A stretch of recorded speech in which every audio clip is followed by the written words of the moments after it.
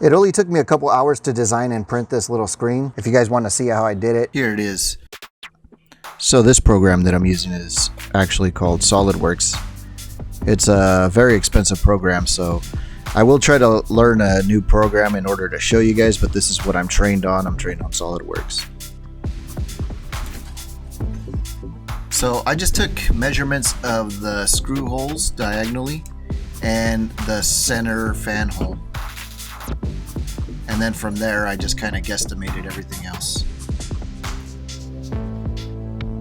I did have to go back and readjust this later.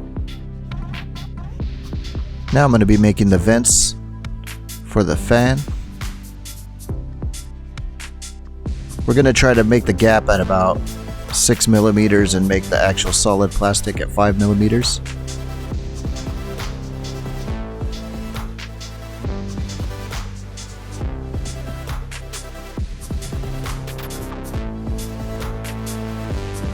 And I'm using these construction lines to make the, I wouldn't even know what these things are called. It's pretty much what's going to hold everything together, and then I'm going to cut everything. Here we're going to cut it so it can fill in with plastic.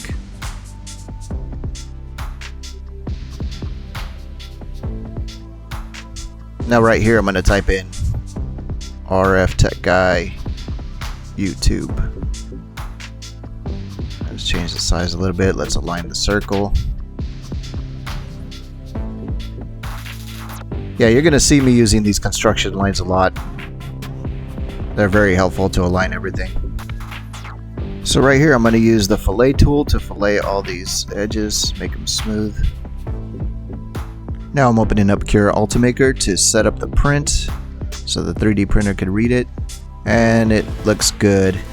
So this is actually not the way I printed it out because the frame is too big. I actually did take it back to SolidWorks and fix the design a little bit.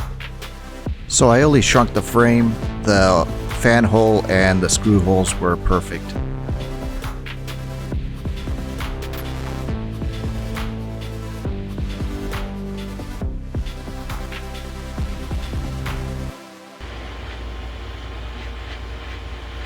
Alright, there we go, it's all done. Let me try not to.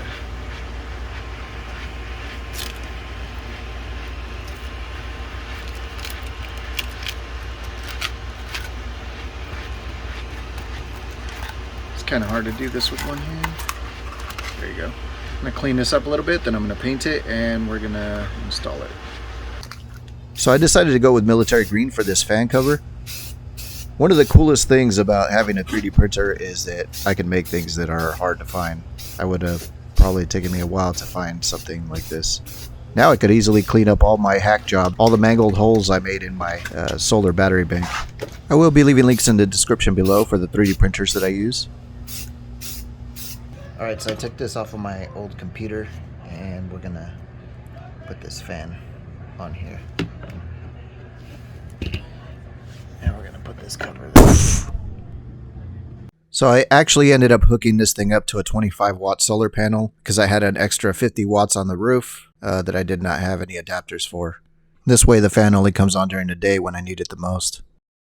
I use this old partially functioning Harbor Freight charge controller to get my power from the solar into my fan. Most of these connections don't even function anymore on this old Harbor Freight charge controller because it's been exposed to water from the rain. I might come up with a better way to connect it later, but for now this is good. Thank you for watching RF Tech Guy. As always, I will be leaving links in the description below. For my next video, I'm currently running a mini fridge off my off-grid solar, and I'm collecting the data on that. Once I get everything together, I'll try to put that video out there ASAP. And yeah, that's about all the time I have for today. So thank you guys for watching again, and thank you for your support. Be sure to leave a like, comment, and subscribe, and don't forget to hit that bell. And I'll see you guys next time.